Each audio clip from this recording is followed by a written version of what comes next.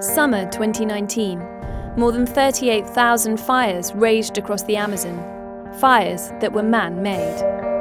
Over the past 50 years, almost 17% of the world's largest rainforest has been cleared. And globally, deforestation has almost doubled in just 5 years. Since the start of human civilization, it's estimated that the number of trees around the world has fallen by almost half.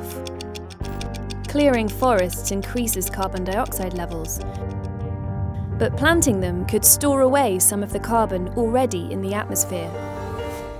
Everyone is looking for a silver bullet to get our way out of this really difficult problem of climate change. Some people have latched onto tree planting as a kind of panacea.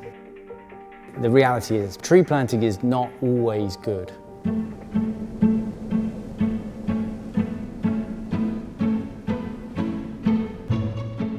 This woman runs safaris in England. Guests are not only here to see wild animals, they're here to see wild trees. If you can imagine when we were farming back in the 1980s through the 90s, this would have been a field of one particular crop as far as the eye can see. Almost 20 years ago, Isabella Tree, yes, that is her real name, handed 1,400 hectares of Sussex farmland back to nature by doing, well, nothing. She thinks this is the best way to use the land to help tackle climate change. Wilding is a hands-off approach. It's become a sort of environment that is a nursery for open-grown, freely regenerating trees. Within 20 years, we have doubled our carbon sequestered in the soil. We've got the scrub, we've got the grasses, we've got the trees. All that will be contributing to this carbon sink. To stabilise the climate, global carbon emissions need to drop to net zero by 2050. And of course, not all sectors are going to get down to zero emissions by 2050. Simon Lewis is a professor of global change science. We need to take some carbon out of the atmosphere, and one of the cheapest and easiest ways is to plant trees. Around half the dry weight of a tree is carbon. As trees grow, they take carbon out of the atmosphere and store it in their trunks, leaves and roots, which help slow the rate of climate change. And there's never been more global ambition to plant trees. In 2014, 51 countries pledged to plant over 3.5 million square kilometres of forest by 2030, an area slightly larger than India. Ethiopia has made its mark in the record books by planting over 350 million trees in a single day. The 2030 target looks likely to be met, but there's a catch. When you dig down into the numbers of these forests, almost half the area pledged so far by countries is actually for monoculture plantations. And that means a single species planted over thousands and thousands of hectares. Monoculture tree plantations, like eucalyptus, grow quickly, but the trees are harvested every 10 or so years, releasing much of the carbon stored in the tree back into the atmosphere. Which means that, according to some studies, they'll store only around 1/40th of the carbon natural forests do over the long term. So it's made into short-term products like paper, and then when that paper is used and then discarded, it decomposes, and that carbon goes back into the atmosphere. Simon analysed pledges from 43 countries in the tropics and subtropics. These big announcements are not going to deliver on the carbon capture that we're expecting. If they were all natural forests, we would sequester 42 billion tonnes of carbon this century. In fact, those pledges to plant millions of trees actually promise to store 26 billion tonnes less carbon than they could. Sometimes the motives for planting forests are less green than they might appear. By 2020, Ireland ought to have cut greenhouse gas emissions by 20% below 2005 levels. But at current rates, it will have reduced them by only 5%. Planting forests might help Ireland avoid massive penalties for missing EU targets, because the potential carbon these forests could store in the future can be counted as a carbon credit today.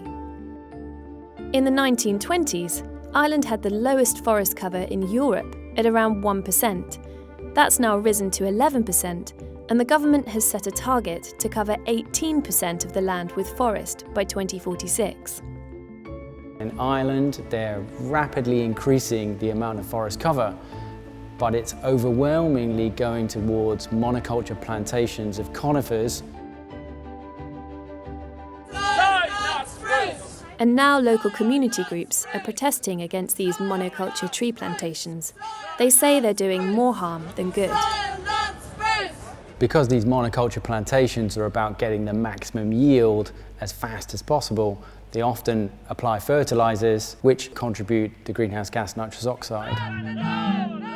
Conifer plantations are very densely stocked, so cut out almost all the light, are very poor for biodiversity and can really affect people living nearby.